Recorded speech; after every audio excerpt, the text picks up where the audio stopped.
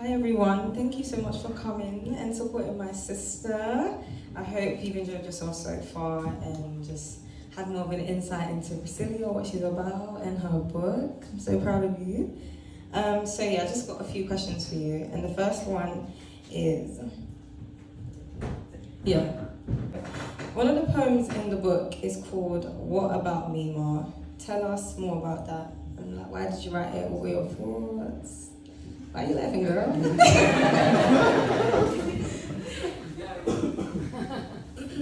So what was the question? Your poem, What About Me, Ma? Like, your thoughts, like writing that, any experiences you were going through when you were writing that, what was it about? Tell us more about it. So that's one of the ones I didn't speak about today. This is a poem, it's the first one. And it's about being the eldest sibling and how sometimes you don't feel seen. It's like you're shouting, so it was me saying like, what about me? But it's also grouping other people's experiences, because some people are the middle child and they feel like they have a lot of responsibility. Some people are the youngest and they have that responsibility. So yeah, it was to be a voice to those people that don't feel seen when they have a lot of responsibility. When you're caring for a family member, you don't always get the thank yous or the appreciation. So I was exploring what that would look like 30 years on.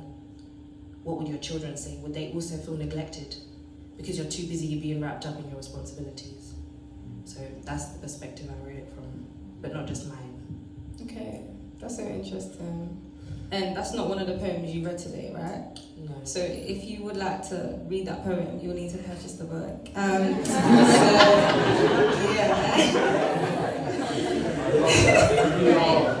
not joking. So tell us about why you've written the book, maybe your motivations behind it, what made you think about writing it, the first poem, or how you even put them all together in a book. Yeah.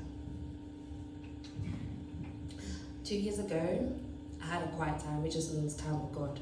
And I was just telling God, what's going on with this life? And in my spirit, I heard, hold fast. And let love drive you. So let love be your motivation. And because of the way I think, I saw that as an analogy to be my motivation. So I thought, why not present this visually? And I tell you, in that moment, I got a book cover in my mind. So I just went and designed that. I should have bought the copies of the books that I made before this one, because it's been 5 over the 2 years.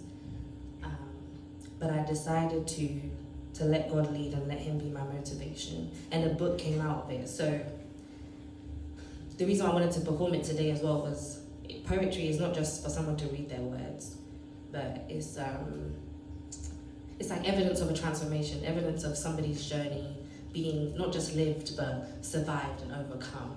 So I thought, wow, not only is God trying to encourage me to keep going, but he could use this as a way to encourage other people to write, to create. Like, who told me to do poetry and perform it? Nobody. But I said, yeah, that's what we're gonna do. So, yeah, the sky is really the limit, and it all came from me talking to God. I was just a bit fed up and confused. So, yeah. I love that. I love that so much.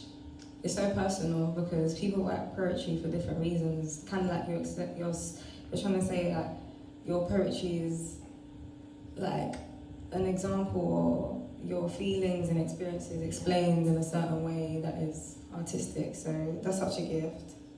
What makes you think people are interested in poetry in general? True. That's a very good question. Poetry is your experience being lived through somebody else. So if you see it that way, when somebody's performing their poem or giving it to you, as you read it, you're going to find yourself somewhere on that page. It might just be in the full stop, maybe that isn't you, but somewhere along that poem is your story. So I feel like poetry is each of us, and that's not just to sound poetic. There's a poem in each of us. So people may not be interested in poetry, but hopefully through doing this it shows them that, first of all, what's this girl doing on the stage writing a book? But what does she have to say? And hopefully they can see themselves. Because some of this is true, but it's mixed in with my imagination, other people's experiences. Yeah. That's a good answer. That's a good answer. So, what would you say is like the theme? Because people have poetry, like, I know it's called the Love Drive, but I want you to go deeper into it because there might be like a theme going throughout it or different ones. But like, what would you say is the themes or the overall theme that is in your book? And was that intentional or not? Oh, I love that you asked that because I thought I would have answered it, but actually, as you said that, so the love drive is also a drive. You know, in America they call roads drive. You know, yeah. So all of us are on this address on the same drive. So we're each at different addresses. Maybe you're at number 15, love drive, and I'm number 12. So wherever we're at in our journey, we're all on this love drive. But also because when I prayed that time, God was telling me to let love drive you. So it's those two things. Hopefully I've explained that. Yeah. Yeah. So you feel like maybe it didn't start out as intentional, but when you were going through it, it's kind of like you were discovering like, wow, like no, this actually has a purpose, and like, I'm actually finding myself. Maybe, you know, sometimes when you have a friend and you're talking to them and you're going through something, but you telling them is like they make everything clear for you, or they will, I don't know, like just make everything make sense to you. It's like a mirror kind of thing. So when you're writing your poetry, going through it again, or as you're writing it, was like, wow, like, yeah, like, this is me. Like, definitely. Yeah, this was self-discovery as well. A lot of it. That's so good. So, to our audience, do you guys have any questions for Priscillia, or any remarks, or anything that you would like to share? Yes. What's your favourite poem? What's your favourite poem? If you have one. I didn't anticipate that question. It would have to be previously known as The Thorned Rose.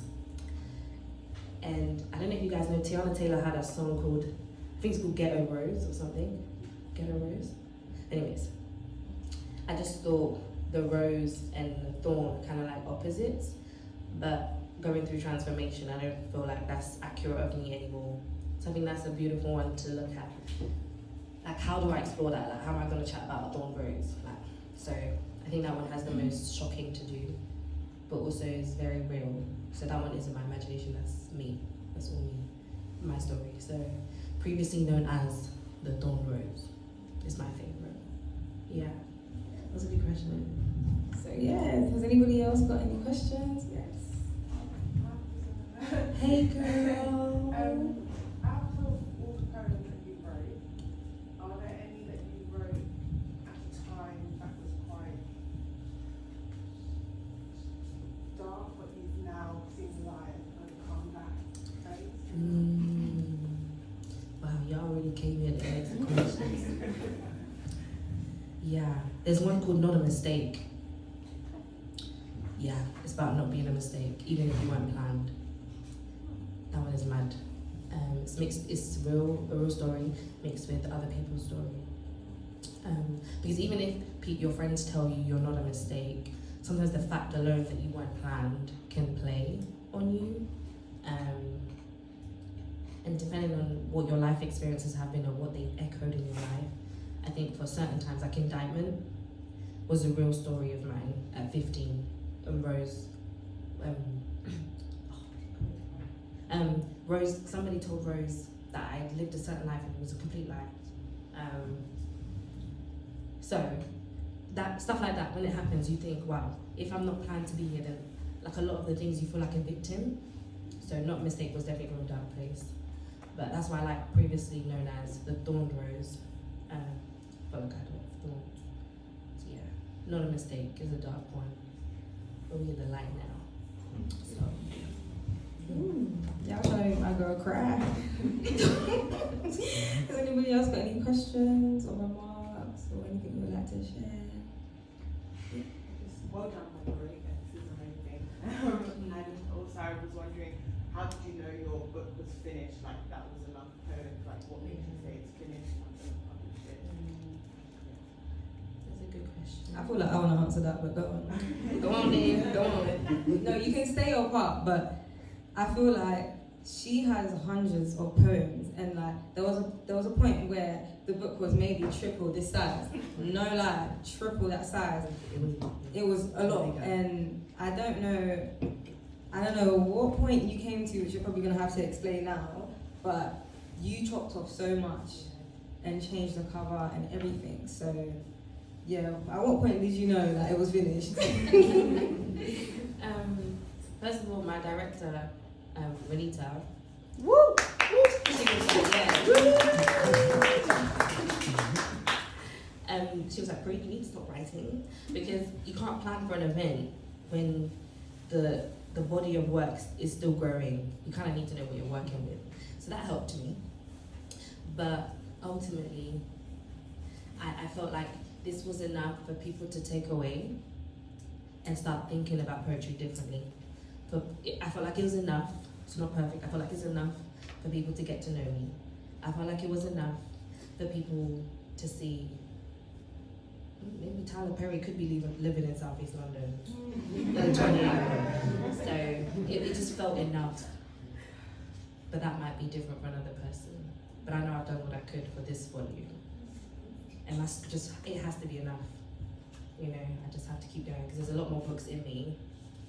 So it's enough. Yeah, and you are enough. Thank you for sharing a bit of you in a book. We're also proud of you, and we loved what we've heard so far, and we can't wait to, purchase and read and discover more, and then in turn wait for the next book to come. So yeah, Well, thank you.